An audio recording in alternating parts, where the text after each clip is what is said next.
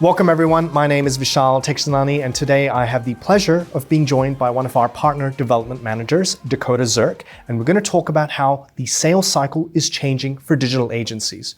Whether you're an agency owner or an agency sales rep, you may have noticed it's getting a bit harder to sell, and that's because the economic climate is completely different. Inflation is rising, interest rates are rising, everyone's costs are going up. So naturally, local business owners are asking, hey, do I need to spend money on marketing or do I need to spend more money on marketing? And it's your job to help business owners understand that marketing is an essential investment. So I've got Dakota here to talk about how successful agencies are pivoting in this sales cycle to reframe marketing as an essential investment. Dakota, welcome. Tell us what you do at Vendasta firstly. Thank you so much for having me. I'm very excited to be here. My role at Vendasta is simple. I help our partners grow, scale their business, and ultimately help the local businesses in their area through providing them with digital solutions and best business practices. Okay, so Dakota, as I mentioned at the outset, and we all feel it, the economic environment's changing. You work with a lot of partners. What is the change that's occurring in the sales cycle? Great question. So you were spot on. There has been a large number of changes. Even if we look at from how things were with 2020 as COVID came in, everything's changed. Specifically though, to the sales cycle, we're seeing a large increase when it comes to the amount of time, the amount of people who are actually involved within the decision. On top of that, you've got a little bit less when it comes to the budgets. As you mentioned, cash is not free flowing as it used to be, which leads us to the last point of there's more choices than ever. So you are essentially having all of these compounding elements which are leading to longer sales cycles and less initial upfront revenue for our partners. Okay, so Dakota, typically in tough times, we see marketing is almost the first line of defense. I've worked in-house, I've worked for agencies, and when economic conditions change, your client or your boss, the chief revenue officer says, how much can we cut marketing by? I'm sure that's a challenge your partners, your clients are facing. So how do you help them and how do you see them reframing that conversation around marketing being an essential investment that can't be cut? Great point there. And I'm going to speak to that exact word that you used. Marketing should not be seen as a cost.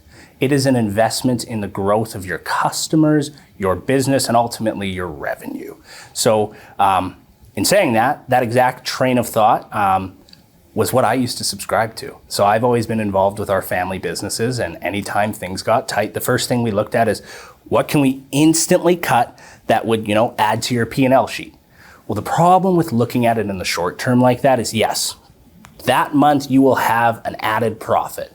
But what about the next 3 months where all of your marketing efforts were helping you fill the top of your funnel with new customers and new businesses for the following months?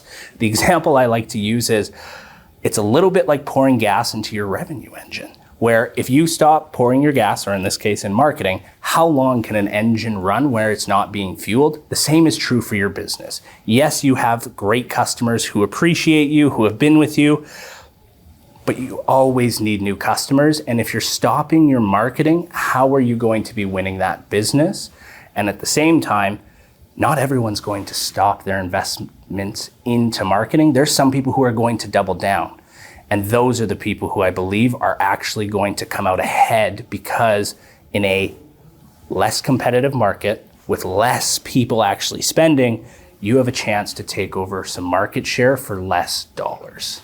Okay, so Dakota, you speak to a lot of agencies. How are the successful ones managing to pivot their approach in this economic cycle to reframe those conversations and to be able to sell through those longer, more bureaucratic processes, if you will? Yeah, absolutely. So the first thing that we see our most successful agencies doing is they're putting the customer first. So for many people, this isn't going to be anything necessarily new, and lots of you have been doing that. But the piece that comes with putting your customer first is meeting them within their buying journey.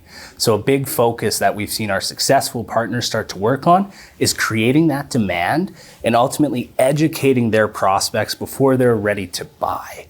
What comes with that at the same time is you're building this trust by showing them, hey, for no cost, right? You're putting out this educational material where they can start to educate themselves on, are you the right provider? So when you go alongside with creating demand, the other piece that we need to do with these added decision makers, these longer buying cycles and all these additional choices, is we need to have a mutual action plan that we're all working towards together, where we're, again, matching what our buyer is doing, but we're really starting to focus on not just grow, but the cost of inaction. Can you afford the status quo? And if you're not starting to make changes now when everybody else is, can you keep up? Okay. And what are the common mistakes you see agencies make? And when I say common mistakes, those agencies whose sales are potentially going backwards in this environment, they're not managing to sell more, they're not managing to retain budgets. Yeah, so a big thing that we've noticed is that the agencies who continue to sell on features and benefits, they really start to struggle in these times. And the reason for that is they've got away from the problem that they're solving. Ultimately, that's always what we're doing as agency owners, is we're helping local businesses solve problems, whether that's bringing in more customers, more people being aware of the brand, finding your store, finding you on Google. We're always solving a problem, and what we typically see people struggling with is they want to talk about all the benefits, all of the features that are going to come with it, and they lose the part of the problem that they're solving for the business. So that's a big one. Another piece that I find is that sometimes, because times are tough, they go right to discounting.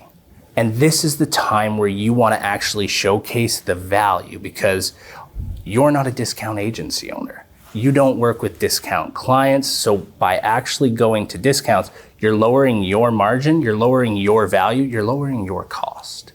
So those are some common things that we see agency owners going to. Do you mind if I drill a bit more into the discounts? Okay. I'm just thinking here, a local business wants to cut its budget. Yep. You really want to retain that client as an agency owner. How do you not do a discount if... You provide more value. Okay. Yeah, so great question there of, okay, Dakota, if I'm not discounting, how am I going to retain this client, right? And this is where you as the agency owner, as you as the digital marketing expert, you need to provide that extra value. Because if it's just going discounts, what are they going to do to you every time something comes up? They're going to come back asking you for a discount. So instead, this is the opportunity that you have to coach your clients on the value that you bring and why now it's more important than ever not to cut back on their investment, as we talked about earlier, of how that's going to, in the long term, impact their business. So now is your opportunity to not only turn this from maybe what started as a negative conversation, right? You don't always love hearing, hey, the client needs to talk about budget. You can turn this into a position of strength where your value has never been more important. Okay. And any tips around how to communicate that value? You mentioned a lot of great things, but is it the case of getting in touch with them twice a week? Is it a case of showing them what you've done with them, for them in terms of data? Yeah, so you always want to showcase what you've done for them by providing your previous proof of performance. But it's always going to come back to, what is that client's number one need? Okay, so they say it's budget. That's why they're looking for a discount. Is that because they're not able to keep all of their staff employed? Do they need some help with hiring? Once you're able to get to that root cause for why they're asking for the discount, this is where you can attach your value and how you can actually help with the problem, as opposed to throwing money at it or putting a Band-Aid on it. So by diving deep into what that underlying problem is, you can then attach what would be valuable. So in the case of Dakota, I need to cut the marketing budget here. We just don't have enough to continue doing the digital advertising. This is a chance where you could show, okay, here's all of the customers that we've brought you before, right? So you get that ROI piece. But if you're going to stop this and you told me that you needed this many new customers per month, and that's why we were doing this initially, where are they going to come from? And so just by essentially asking our customers, our businesses that we're helping, if that's going to go, what is going to replace it, and how are you going to continue with that piece of your business? Okay, some great tips there and a lot of food for thought. Final question. Are there any particular digital services that are more appealing in this economic cycle compared to prior years, compared to COVID, when having an e-commerce store, having an online presence was all the rage? Yeah, so I think that's another really interesting question. And I'm always going to kind of go back to, it's going to depend on what your client needs, what they want, and the problem that you're trying to solve. But one thing that I do not see going away, and it's actually more than one thing, it's reputation, right? Reputation, whether that be your actual online reviews, but essentially, how do people talk about your business when you're not there? That is never going to change. Your findability. So now that I'm aware of your brand, can I actually go online and find you? Are you an easy solution to pick? And the third piece, it's a little bit around awareness and your messaging, but essentially, are you the right person for me? So now that I've found you, now that I can trust you with your reputation, are you the person I'm picking? So that last one, I know that you might be going, what does that mean, Dakota? That can be your content, that can be your copy, but it's essentially, why you? So those are the three elements that I think are not going to be slowing down anytime when it comes to digital needs and helping local businesses. Okay, Dakota, thank you so much for your time. Appreciate it. Thank you so much for having me.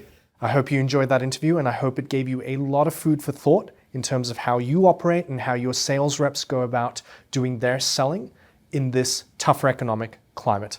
My name is Vishal Texanani, and I'll see you next time.